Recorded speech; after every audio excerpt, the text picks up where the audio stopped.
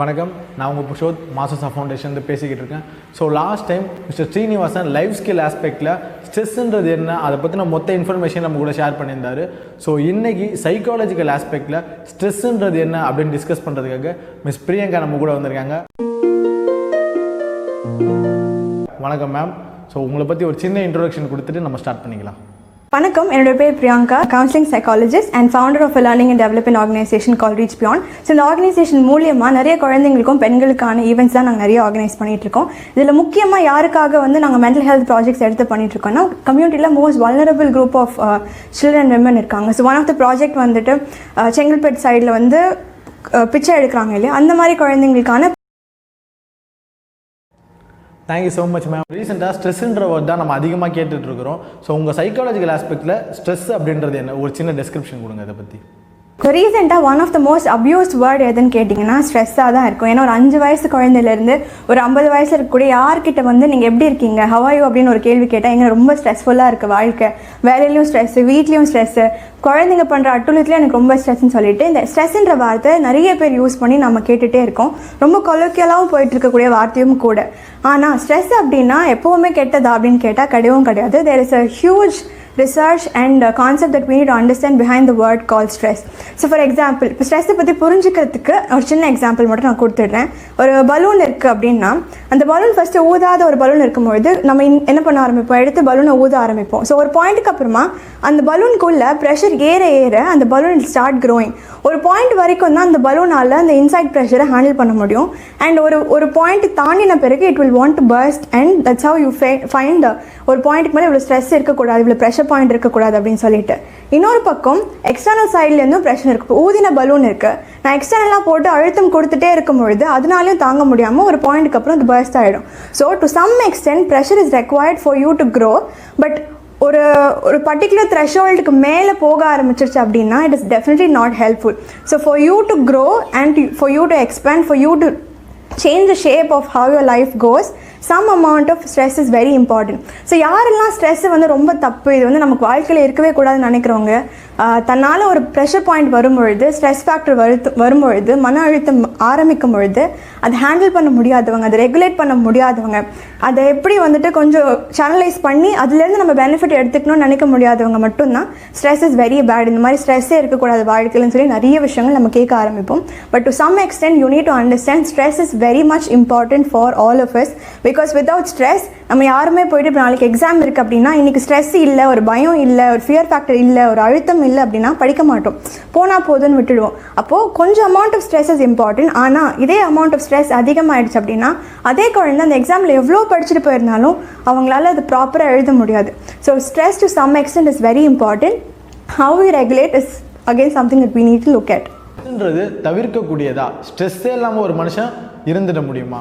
So stress is inevitable அப்படின்னு கேட்டிங்கன்னா it is part of the life, it is required for the life அப்படின்றத நான் யூஸ்வலாகவே பொதுவாக சொல்லக்கூடிய ஒரு விஷயம். ஸோ அகெயின் ஒரு பாயிண்ட்டுக்கு மேலே த்ரெஷோல்டு மீறி போகும்பொழுது மட்டும்தான் அது ப்ராப்ளமாக இருக்க போகுது. அப்படி இல்லைன்னா to some extent having stress part of your life is very very good. Ma'am, ஒருத்தங்களுக்கு ஸ்ட்ரெஸ் இருக்குது அப்படின்னா அவங்களுக்கு எந்த மாதிரியான ஹெல்த் இஷ்யூஸ்லாம் வரும்? ஸ்ட்ரெஸ்ஸுக்கும் டிப்ரெஷனுக்கும் உள்ள வித்தியாசத்தை கொஞ்சம் சொல்ல முடியுமா? ஸ்ட்ரெஸ் இருக்கா இல்லையா அப்படின்ற சிம்டம்ஸ் என்னன்றது நம்ம பார்க்க ஆரம்பிச்சிடலாம். ஸோ நார்மலாக when people undergo a lot of stress, first விஷயம் மென்டல் ஃபெட்டிக் வர ஆரம்பிக்குன்னா நிறைய விஷயங்கள் யோசிக்க ஆரம்பிப்போம், பாசிட்டிவ் திங்கிங் இருக்க ஆரம்பிக்காது. So when you constantly think so many things, automatically your brain will get tired. As a result of which your body will also get tired. So நிறைய அழலாம் போல் இருக்கும். வாழ்க்கையில் எதுதான் முன்னேற்றம் அடையிறதுக்கான பாதைன்னு நமக்கு தெரியாத அளவுக்கு சில விஷயம் இருக்கும். பால்பிட்டேஷன் இருக்க ஆரம்பிக்கும், ஷார்ட்னஸ் பிரெத் இருக்கும். ஸோ இந்த மாதிரி சின்ன சின்ன விஷயங்கள் நமக்கு டிஸ்கம்ஃபர்ட் பாடியில் வர ஆரம்பிக்குது. அதுவும் இந்த மாதிரி ஏதோ ஒரு ஸ்ட்ரெஸ் ஃபேக்டர் ஸ்டிமுலஸ் வாழ்க்கையில் வரும்பொழுது இந்த மாதிரி சிம்டம்ஸ் வருது, நம்மளை ஹேண்டில் பண்ண முடியலனா it is easily you can understand that you need some little pressure point to be release. The moment you do that stress will automatically go down as well. இப்போ stress and depression சேமா அப்படின்ற மாதிரி நிறைய நமக்கு ஒரு thought process இருக்கும். Depression is a huge clinical term, whereas ஒரு particular set of symptoms ஒரு 6 மாதத்துக்கு குறைஞ்சு நமக்கு வாழ்க்கையில் கண்டினியூஸாக இருந்தால் மட்டும்தான் அது டிப்ரெஷன். ஆனால் பொதுவில் எல்லாருமே ஸ்ட்ரெஸ் இருக்குது, டிப்ரெஷன் இருக்குன்னு சொல்கிறதுனால உங்களுக்கு டிப்ரெஷனோ ஸ்ட்ரெஸ்ஸோ இருக்கணும்னு அவசியம் கிடையாது. The particular symptoms which if sustains for more than 6 months, then you have depression. So stress is part of the variable which will contribute to get into a depressed mode if not handled properly. So stress and depression are actually different because the intensity will vary. So stress யாருக்கு வேணால் இருக்கலாம். படிக்கும்பொழுது stress இருக்கலாம், காலையில் எழுந்து சமைக்கணும், இவ்வளோ பேர் நான் வந்து பார்த்துக்கணும்னு நினைக்கும் போது ஒரு ப்ரெஷர் பாயிண்ட் வரலாம். ஸோ இது வந்து it's very normal. Only if you're not able to handle to such a level where your entire life gets stuck because of this particular pressure point, that is when stress is bad, and you need to really help yourself to release all these pressure points here. Traditional மெத்தடில் பார்க்கும்போது board use பண்ணுவோம், ஸ்கூலுக்கு போய் லைவாக ஒரு connection இருக்கும் டீச்சருக்கும் ஸ்டூடெண்ட்க்கும். So அது வந்து ரொம்ப லைவாக இருக்கும், ரொம்ப அண்டர்ஸ்டாண்டிங்காக இருக்கும். இப்போ வர்ச்சுவலில் எடுக்கிறதுனால அந்த இம்பேக்ட் அவ்வளோவா இருக்க மாட்டுது, எடுக்கிறதும் சரியாக புரிய மாட்டுது. ஸோ இந்த ட்ரெடிஷ்னல் டு வர்ச்சுவல் கன்வர்ஷனை நீங்கள் எப்படி பார்க்குறீங்கன்னு சொல்லுங்கள் மேம். ஸோ இத்தனை நாள் குழந்தைங்க எல்லாருமே நம்ம காலையில் எழுந்த உடனே அவங்க எப்படியாவது பேக் பண்ணி ஸ்கூலுக்கு அனுப்பிச்சிடுவோம். அனுப்பிச்ச உடனே as a parent we'll also feel better. டீச்சர்ஸும் என்ன பண்ணுவாங்க, வீட்டில் அவங்களுக்குன்னு சில வாழ்க்கை முறை இருக்குது, அவங்களும் அவங்களோட குழந்தைகளையோ கணவரையோ அனுப்பிட்டு ஸ்கூலுக்கு பேக் பண்ணி எல்லாம் வந்துட்டு ஸோ கம்ப்ளீட் மைண்ட் செட் வந்து இன்றைக்கி இந்த பர்டிகுலர் டேயில் இந்த குழந்தைங்களை ஹேண்டில் பண்ணணும் அப்படின்ற ஒரு மென்டாலிட்டி மட்டும்தான் அந்த டீச்சர்ஸ்க்கும் இருக்கும். நம்ம if you see the entire space concept has been crashed. So எல்லாருமே வந்து வீட்டில் இருந்துக்கிட்டே வீட்டு விஷயங்களையும் பார்த்துக்கணும், அவங்களோட குழந்தைங்களையும் பார்த்துக்கணும், அதே சமயம் ஆன்லைனில் குழந்தைங்க கிளாஸ் எடுக்கணும். அண்ட் இத்தனை நாள் வந்து ஒரு நேச்சுரல் மெக்கானிசம் அப்படின்னு நம்ம நினச்சிட்டு தினமும் இன்ட்ராக்ஷனோடு பார்த்துட்டு இருந்த குழந்தைங்களை திடீர்னு ஆன்லைன் பிளாட்ஃபார்மில் பார்க்கும்பொழுது everything is new. So if as a teacher or a parent நமக்கு இவ்வளோ கன்ஃபியூஷன் இருக்குது அப்படின்னா குழந்தைங்களுக்கு இந்த கன்ஃபியூஷன் இருக்குது தவறே கிடையாது. அண்ட் முதல் விஷயம் நம்ம புரிஞ்சுக்க வேண்டியது இந்த ஸ்பேஸ் கான்செப்ட், அதாவது ஆங்கரிங்ன்ற கான்செப்ட் வந்து இட்ஸ் கம்ப்ளீட்லி கிராஷ். அது கிராஷ் ஆகும்பொழுது நமக்கு ஃபஸ்ட்டு என்ன பவுண்ட்ரி இருக்குது, எவ்வளோ தூரத்துக்கு வந்து என்னென்ன விஷயங்கள் நாங்கள் பண்ணலாம், என்ன விஷயங்கள் நாங்கள் பண்ணக்கூடாது. ஸோ அந்த மாதிரி ஃபஸ்ட்டு நமக்கு அந்த கன்ஃபியூஷன் வருது, ரொம்ப நேச்சுரல். அந்த கன்ஃபியூஷன் வந்தாலே புது மெக்கானிசம் நம்ம டிரைவ் பண்ணணும், கொஞ்சம் க்ரியேட்டிவாக நம்ம லேர்னிங் பிளாட்ஃபார்ம்ஸை வந்து அந்த குழந்தைங்களுக்கு மாற்றணுன்றதுக்காக கம்ப்ளீட்டாக வர்ச்சுவல் பிளாட்ஃபார்முக்கு வந்தாச்சு. ஸோ இப்போ virtual learning, virtual platform is not at all new. But as teachers who have followed strictly more into the traditional mechanism, நமக்கு இப்போ கோப் பண்ணுறதுக்கு கஷ்டமாக இருக்கேன் அப்படின்னா இந்த பிளாட்ஃபார்மை நம்ம வந்து யூட்டிலைஸ் பண்ணதும் கிடையாது, எக்ஸ்ப்ளோர் பண்ணதும் கிடையாது. இதில் எவ்வளோ க்ரியேட்டிவாக வந்து இந்த மெக்கானிசமை கூட்டிகிட்டு போகலான்னு கிடையாது. பிகாஸ் அன்ஸ்கூலிங்ன்ற concept it's there happening for a very long time. So NIOS concept happening for a very long time. இந்த குழந்தைங்க எல்லாருமே எல்லா தடவையும் ஸ்கூலுக்கு போய் தான் கற்றுக்குறாங்கன்னு கேட்டால் அந்த ஆப்ஷன் அவங்களுக்கு கிடையாது. Because you are exploring so many other things, also utilizing online platform or specialized timing mechanism to learn. So இப்போ இத்தனை நாட்கள் இந்த மெக்கானிசமை வந்து நம்ம கொஞ்சம் கூட என்ன இருக்குது, இதில் என்ன மாதிரி லேர்னிங் பெடகாகிஸ் வந்திருக்கு, என்ன மாதிரி ரிசர்ச்சஸ் வந்திருக்கு, ஸோ ஆன்லைன் பிளாட்ஃபார்முக்கு ஒரு லேர்னிங் கன்வெர்ட் ஆகுதுன்னா அதனுடைய ப்ராசஸ் என்ன அப்படின்னு சொல்லிட்டு இப்போ இருக்க டீச்சர்ஸ் யாருமே அந்த ரிசர்ச் வந்து நம்ம பண்ணது கிடையாது. ஸோ அப்போ எந்த ஒரு விஷயமும் நம்ம பழகலை அப்படின்னா ஆட்டோமேட்டிக்காக அது ரிலேட்டடான கேள்விகள் வர ஆரம்பிக்கும். அந்த கேள்விகளுக்கு பதில் தேட நமக்கு தெரியல அப்படின்னாலும் அது ரிலேட்டடான ஸ்ட்ரெஸ் பாயிண்ட்ஸ் நமக்கு நிச்சயம் வர ஆரம்பிக்கும். இப்போது இத்தனை நாள் நான் மூவ் ஆகிட்டு ஒரு கிளாஸ்க்கு நான் மாறி மாறி உட்காந்துட்டு நடுவில் கொஞ்சம் பிரேக் எடுத்துகிட்டு அப்படி நடத்திட்டு நமக்கு ஒரே இடத்துல உட்காந்து ஒரே கேமராவை பார்த்து பேசுகிறதுக்கு நிறைய ப்ராப்ளம்ஸ் நமக்கு இருக்க போகுது.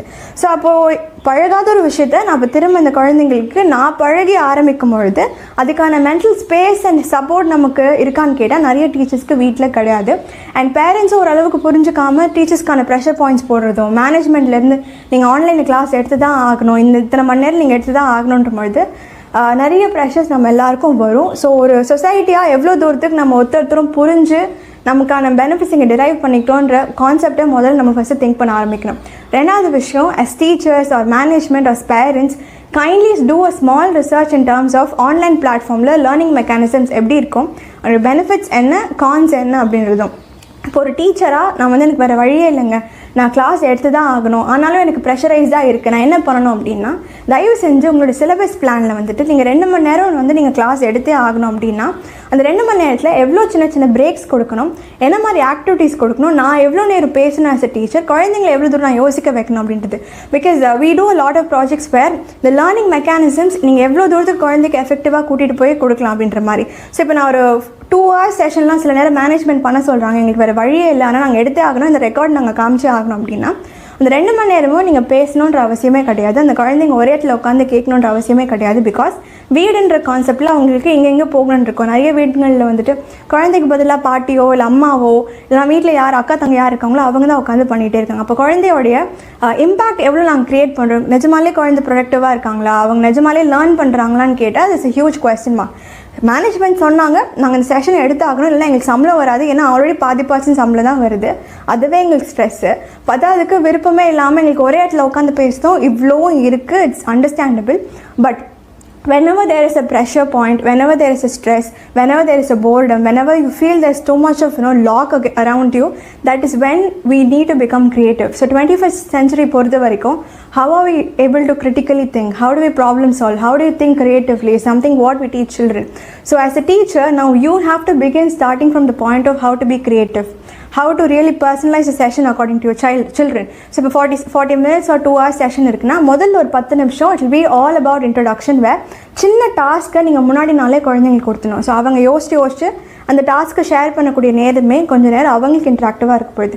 Then you can give your theory, then a small break 5 to 10 minutes okay to give them a break, and again give a small theory but activity. So அந்த செஷன் முடியும் டைமில் நீங்கள் ஒரு 20 minutes to 30 minutes செஷன் எடுத்துருந்தா கூட போதும். In fact 20 minutes theory is fine. மித்த நேரம் activity based learning அவங்களுக்கு இருக்கா? ஸோ இப்போ நான் ஒரு நாள் செஷன் முடித்த உடனே என்ன பண்ணணும்? திரும்ப என்டையர் டே அந்த குழந்தை வீட்டில் இருக்க போகிறாங்க. வீட்டில் இருக்கக்கூடிய நேரத்தில் பேரண்ட்ஸ் வந்து அவங்களால ஹேண்டில் பண்ண முடியலன்ற ஒரு மெயின் ரீசனால் மொபைல் ஃபோனையோ இல்லை வந்து டிவி முன்னாடியே உட்கார வச்சுருவாங்க. So one of the most purpose of mobile phone or any digital gadgets recently has been studied as a child distraction tool.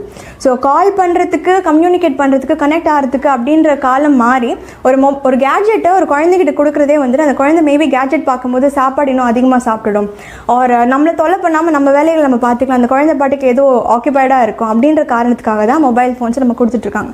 So அப்போ இந்த குழந்தைங்களுக்கு learning through mobile is not different, because அவங்களே YouTube போய் நிறைய விஷயங்கள் கற்றுக்குறாங்க. The problem is are we making it really interesting for them?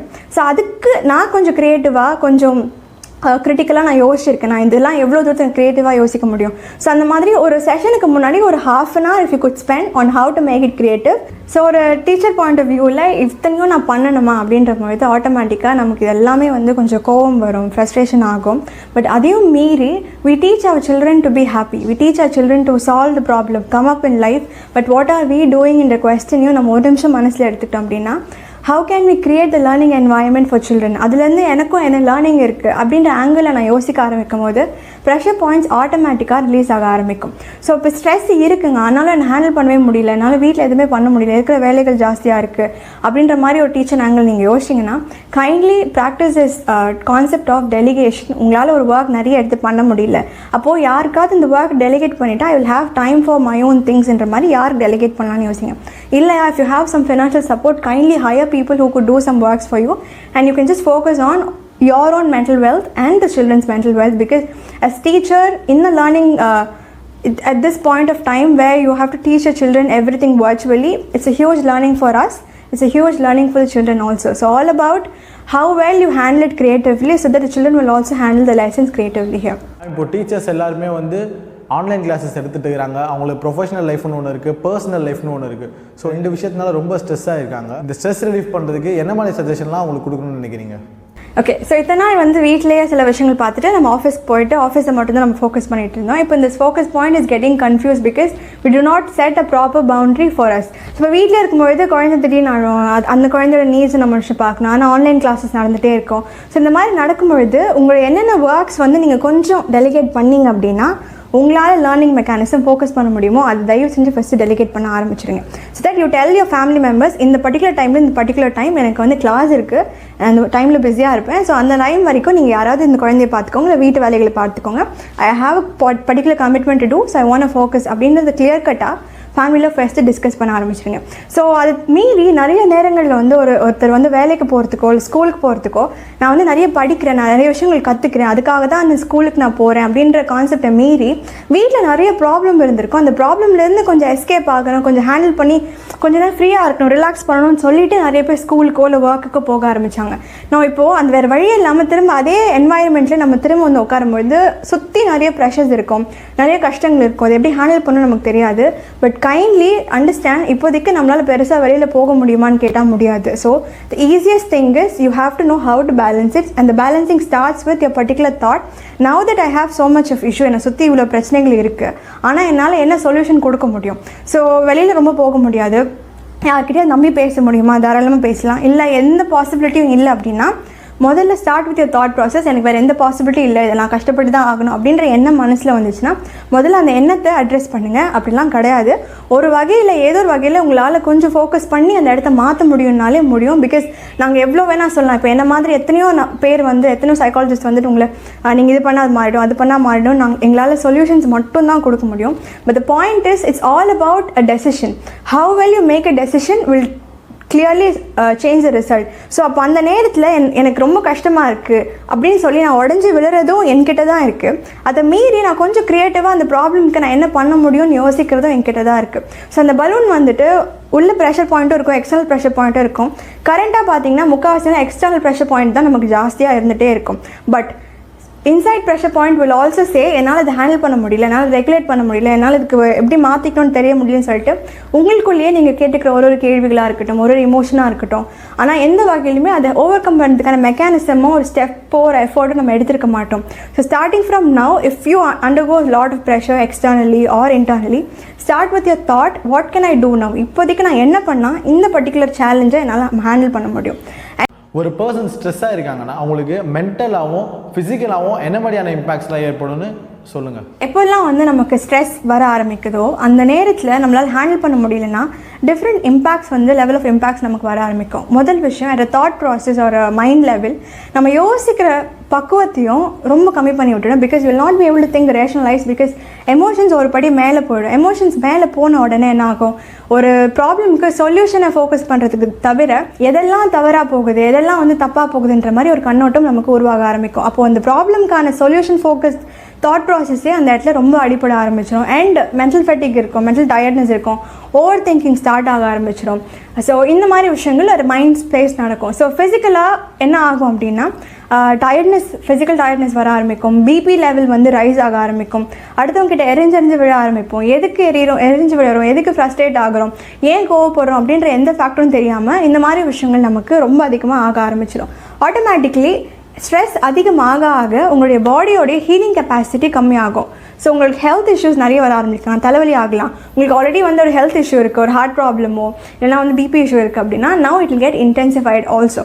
So ask your self stress very much important for your life. போதுமான லெவலில் இருக்கா இல்லை அதையும் மீறி போயிட்டே இருக்கா? அந்த லெவல் மேலே போக ஆரம்பிக்கும் பொழுது ஹெல்ப் வேணும்னா தயவு செஞ்சு get in touch with psychiatrist or psychologist, meet them, get a therapy done and feel better. அப்படி இல்லையா என்னால் அவ்வளோ ஹேண்டில் பண்ண முடியாது, ஃபினான்ஷியல் எக்யூப் கிடையாது அப்படின்னா தயவு செஞ்சு speak to your friends or begin with small act of small exercises something like this. So main விஷயம் தூக்கம் எல்லாமே கெட்டு போகும். And your attitude towards other person will also vary. Stress மூலியமாக சில விஷயம் பண்ண பிறகு how we start feeling is நான் ஏன் இப்படி இருந்தேன், எனக்கே இப்போ ஸ்ட்ரெஸ்ஸாக இருந்துச்சு, என்னால் ஏன் ஹேண்டில் பண்ண முடியல அப்படின்ற மாதிரி நிறைய கேள்விகளும் நமக்கு உள்ளே வர ஆரம்பிக்கும். அப்படி வர ஆரம்பிச்சிச்சுன்னா உங்களுக்கு நீங்களே சொல்லிக்க வேண்டிய விஷயம், என்னால் ஏதோ ஒரு விஷயம் அந்த நேரத்தை ஹேண்டில் பண்ண முடியல, அதனால நான் இப்படி ரியாக்ட் ஆனேன். Now that I am aware of it, எப்படி நான் வந்து என்ன நானே மாற்றிக்கணும், அதுக்கான நான் முதல் படியாக நான் என்ன விஷயங்கள் செய்யணும் அப்படின்றதையும் நான் யோசிக்க ஆரம்பிக்கிறேன். மேம் இப்போ பார்த்தீங்க அப்படின்னா பசங்களுக்கு பேரண்ட்ஸ் எப்போவுமே எலக்ட்ரானிக் கேஜெட்ஸ் கொடுக்குறத ரொம்ப வச்சுக்க மாட்டாங்க. ஸோ இந்த வர்ச்சுவல் ட்ரைனிங் வந்ததுலேருந்து அவங்களே கொடுத்து படின்னு சொல்கிற ஒரு சுச்சுவேஷன் வந்துடுச்சு. ஆஸ் அ சைக்காலஜிஸ்ட்டாக இது என்கரேஜபிள் அப்படின்னு நினைக்கிறீங்களா இல்லை ரொம்ப தப்பான விஷயம் அப்படின்னு நினைக்கிறீங்களா? டீச்சர்ஸும் குழந்தைங்களும் வந்துட்டு எல்லா தடவையும் லேப்டாப் முன்னாடியோ இல்லை ஃபோன் முன்னாடியோ உட்காந்து இந்த வர்ச்சுவல் லேர்னிங் பிளாட்ஃபார்மில் இருக்கும் பொழுது அவங்களுடைய ஃபிசியலாஜிக்கல் லெவலில் என்னென்ன இம்பாக்ட்ஸ் வருதுன்றது நம்ம பார்க்க ஆரம்பிச்சிக்கலாம். ஸோ முதல் விஷயம் கண்களுக்கான பாதிப்பு. ஸோ ஒரு எவ்வளோ நேரம் வந்து நம்ம சிஸ்டம்லேயே உட்கார முடியும்? எந்த பேரண்ட்டு எந்த டீச்சர் வந்து மொபைல் யூஸ் பண்ணாதீங்க, ரொம்ப நேரம் பார்க்காதீங்க, கண்ணு கெட்டு போய்டும்னு சொன்னமோ அவங்களுக்கே வேறு வழி இல்லாமல் இப்போ இந்த பிளாட்ஃபார்மில் தான் நம்ம உட்காந்து படிச்சுட்ருக்கோம். அண்ட் ஹெட்செட் வந்து நம்ம போட்டுகிட்டே வந்து நம்ம கேட்கறதுனால ஆட்டோமேட்டிக்காக இயர் பெயினும் வர ஆரம்பிக்கும். அண்ட் ஒரே பாயிண்டில் உட்காந்துட்டே இருக்கும். அப்போது ஃபோக்கஸ் வந்து ரொம்ப நேரத்துக்கு நம்ம இடத்துல இந்த இருக்காது. ஸோ இதனால் ஒரு சின்ன மென்டல் ஃப்ரஸ்ட்ரேஷன் வந்து நமக்கு வர ஆரம்பிக்கும். It is very normal. So உங்கள் குழந்தைங்க வந்துட்டு படிக்க உட்காரும் பொழுது எவ்வளோ தூரத்துக்கு இதில் சின்ன சின்ன சேஞ்சஸ் நீங்கள் பண்ணுறீங்க. ஒரு ப்ராப்பர் ஹெட்செட் வாங்கி கொடுங்க, அப்படி இல்லைனா ஹெட்செட் ரிமூவ் பண்ணிவிட்டு நார்மலாக கேட்க வைங்க. கிளாஸ் முடிஞ்ச பிறகு திரும்ப கையில் ஃபோனு கொடுக்காதீங்க. ஸோ இந்த மாதிரி சின்ன விஷயங்கள் பண்ண ஆரம்பித்தாலே போதுமாக இருக்கும். மேம் எல்லாத்துக்கும் ஆன்சர் பண்ணிங்க. ஸோ இப்போ ஃபைனலாக இந்த பேண்டமிக் சுச்சுவேஷனில் ஆல்மோஸ்ட் எல்லாருமே ஸ்ட்ரெஸ்ஸால் பாதிக்கப்பட்டிருக்காங்க. ஸோ இதை பற்றி உங்களோட ஓவரால் வியூ சொல்லுங்கள் மேம். ஸோ ஸோ இந்த என்டையர் பேண்டமிக் டியூரேஷனில் நமக்கு பிடிக்குதோ பிடிக்கலையோ ஒரு வழியே இல்லாமல் வீட்டில் வந்து இத்தனை நாள் நம்ம உட்காந்துட்டு இருந்தோம். ஸோ ஃப்ரீடம் என்ற ஒரு கான்செப்ட், ஜாய்ன்ற ஒரு கான்செப்ட், ஃபன்ன்ற ஒரு கான்செப்ட் வந்துட்டு நம்ம எல்லாருக்குமே ரொம்ப ரொம்ப தேவையான ஒரு விஷயம். அண்ட் இது எல்லாமே வந்து it has been completely collapse. And காலையில் எழுந்திருக்கணும், இத்தனை மணிக்கு போகணும், இத்தனை மணிக்கு இத்தனை விஷயங்கள் செய்யணும்னு சொல்லிட்டு இருந்தேன். அந்த entire timeline is also been collapse right now. So ஆட்டோமேட்டிக்காக இந்த மாதிரி யாருக்கு இருந்தாலும் ஒரு அடல்ட்டாக நமக்கு நிறைய கன்ஃபியூஷன் வரும். இதே தான் குழந்தைங்களுக்கும் இருக்கும். ஸோ இந்த நேரத்தில் வந்து நமக்கு ஃப்ரஸ்ட்ரேஷன் இருக்குது, கோவம் இருக்குது, ஒரு கன்ஃபியூஷன் இருக்குது, ஆங்கர் இருக்குது. என்ன பண்ணுறேன்னு எனக்கே தெரியல, ஒரு பர்பஸ்லெஸ்ஸாக நான் வாழ்க்கையில் வாழ்ந்துட்டுருக்கேன். ஏதோ எந்திரிக்கிறேன், இத்தனை மணிக்கு எந்திரிக்கிறேன், சாப்பிட்றேன், தூங்குறேன், வெயிட் கெயின் வருது, இந்த மாதிரி நிறைய விஷயங்கள் நடக்குது அப்படின்னா இட்ஸ் கம்ப்ளீட்லி நார்மல். ஸோ இந்த மாதிரி ஏதோ ஒரு விஷயம் நீங்கள் ஃபேஸ் பண்ணிங்கன்னா you don't have to tell yourself you have a particular issue, maybe எனக்கு மனசில் பிரச்சனை போல அப்படின்லாம் வந்து தயவு செஞ்சு யோசிக்காதீங்க. To some extent it's extremely normal. But the moment you start realising இது எனக்கு நடக்குது அப்படின்ற பொழுது இமீடியட்டாக அடுத்து என்ன பண்ண ஆரம்பிக்கலாம். ஒரு குடும்பமாக நம்ம எவ்வளோ தூரத்துக்கு ஒன்றா உட்காந்து சாப்பிட்டு சமைச்சு சின்ன விஷயங்கள் பேச ஆரம்பிக்கலாம். How are you planning a day head? இப்போது இத்தனை நாள் ஒரு வேலைக்குன்னு போய் நான் டைம் பிளான் பண்ணுது, நான் வீட்டில் இருந்தும் சில வேலைகள் பண்ண ஆரம்பிக்கலாம். ஸோ அதை நான் எப்படி ஸ்ட்ரக்சர் பண்ணலாம், அதுக்கு என்னுடைய ஃபேமிலியோட சப்போர்ட் நான் என்ன பண்ணலாம். ஒரு டீச்சராக ஒரு ரெஸ்பான்சிபிலிட்டி இப்போ நமக்கு அதிகமாகவே இருக்குது. ஏன்னா வீட்டையும் நம்ம பார்த்துக்கணும், குழந்தைங்களையும் பார்த்துக்கணும். முக்கியமாக இது எல்லாமே ஆன்லைனில் இருக்க பொழுது நம்ம பழகாத ஒரு விஷயம் அப்படின்ற போது again your stress can multiply, intensify. It is absolutely normal.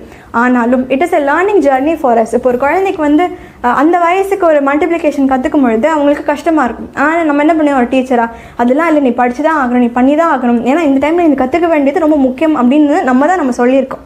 Correct. அப்போது நம்ம சொன்னதோடு இல்லாமல் இதே விஷயம் நமக்கு இப்போ எல்லாருக்குமே ஒருத்தருக்கும் நடந்துகிட்ருக்கு. ஒரு விதமான சேலஞ்ச் இருக்குது, அவங்கவுங்க டொமைனுக்கு ஏற்ற மாதிரி சேலஞ்ச் இருக்குது. ஸோ இப்போ லேர்னிங் பிளாட்ஃபார்ம்னு வரும்பொழுது வர்ச்சுவல் மீடியா தான் இப்போ நமக்கு யூஸ் பண்ணிகிட்ருக்கோம், வர்ச்சுவல் பிளாட்ஃபார்ம் தான் யூஸ் பண்ணிகிட்ருக்கோம். அண்ட் டீச்சிங்க்கு this is one of the most equip platform also right now. So ஒரு டீச்சராக நான் எவ்வளோ தூரத்துக்கு என்ன நான் அக்யூப் பண்ணிக்க போகிறேன், எப்படி நான் வந்து ரொம்ப சேலஞ்சிங்கான ஒரு என்வாயர்மெண்ட்டில் என்னுடைய ஸ்கில்ஸ் நான் மோல்ட் பண்ணிக்க போகிறேன். பிகாஸ் இப்போலேருந்து you can see a lot of companies are researching and investing in online platform education எல்லாமே. And there is a huge scope, more than we can think. So it is one of the skill as a teacher that you need to build for you to sustain as a teacher in the upcoming area also. So அதனால் ஒரு சேலஞ்சிங்காக ஒரு skill செட்டாக இதை நான் எப்படி கற்றுக்க போகிறேன், இது கற்றுக்கும் பொழுது எனக்கு ஏதாவது ஸ்ட்ரெஸ் ஃபேக்டர் வருதுன்னா நான் எப்படி இது க்ரியேட்டிவாக ஹேண்டில் பண்ணேன், அந்த மாதிரி சின்ன சின்ன விஷயங்கள் நீங்கள் குழந்தைங்களை உங்களுக்காக யோசிக்கும் பொழுது what seems to be a problem will not seem a problem anymore, rather you will get into a solution mode. So wishing you all the best. If you need any help, do get in touch with us. So இந்த பிளாட்ஃபார்மில் உங்கள் எல்லாரையும் இந்த news communicate பண்ணதுக்கு I have to thank Masusa Foundation. So this team is doing really good. And இந்த டியூரேஷனில் ஒரு effort எடுத்து ஒருத்தவங்களை மீட் பண்ணி அதுக்கு அப்பாயின்மெண்ட் ஃபிக்ஸ் பண்ணி இந்த மாதிரி கம்யூனிகேட் பண்ணி இது வந்து நாங்கள் எங்கள் டீச்சர்ஸ் கொண்டுட்டு போகணும்னு சொன்னதில் I was really happy about it. And that's the reason I also said yes. So I am very very happy and thankful to be meeting you all in this particular platform through Masusa Foundation. And இது தவிர்த்து உங்களுக்கு ஏதாவது help வேணும், ஏதாவது ஒரு support வேணும் அப்படின்னா kindly do get in touch with me. And my website, my organization name is Reach Beyond Learning and Development Organization. It completely focuses on mental health of children and women. So உங்களுக்கு as a teacher ஏதாவது support வேணும், எப்படி வந்து உங்கள் lesson பிளான்ஸை நீங்கள் dedicate பண்ணணும், and எவ்வளோ தூரத்துக்கு லேர்னிங் பெடகாகி பேஸ் பண்ணி ரிசர்ச் பேஸ் பண்ணி உங்களுடைய ஸ்ட்ரக்சர் பண்ணலாம், அண்ட் உங்களுடைய மென்டல் ஹெல்த்தாக இருக்கட்டும், குழந்தைங்களோட மென்டல் ஹெல்த்தாக இருக்கட்டும், இல்லை சின்ன பேரண்ட்ஸாக இருக்கட்டும், இந்த மாதிரி எந்த சப்போர்ட் வேணும்னாலும் you can visit our website which is www.reachbeyond.in. And the mail ID is contact@reachbeyond.in. So just drop us a mail or kindly contact with the number which is given there. We'll be able to support you and the team will get in touch with you. So thank you so much. Thank you so much ma'am. நிறைய விஷயம் ரொம்ப நல்லா share பண்ணியிருந்தீங்க. So இந்த சுச்சுவேஷனில் மோஸ்ட்டாக யாருமே accept பண்ண மாட்டாங்க ஒரு இன்டர்வியூ அப்படின்னு சொன்னால். ஸோ இந்த டைம்லேயும் வந்து எங்களை அக்செப்ட் பண்ணிக்கிட்டது ரொம்ப நல்ல விஷயம் மேம். எங்களுக்காக பண்ணி கொடுத்ததுக்கு ரொம்ப நன்றி. வீடியோ பார்த்து எல்லாருக்குமே ரொம்ப நன்றி. போன வீடியோவில் சொன்ன மாதிரி தான் நாங்கள் Masusa Foundation ஒரு சமுதாய மாற்றத்தை நோக்கி தான் நம்ம போய்கிட்டு இருக்கோம். ஸோ அந்த சமுதாய மாற்றத்திற்காக தொடர்ந்து பயணிப்போம். நன்றி, வணக்கம்.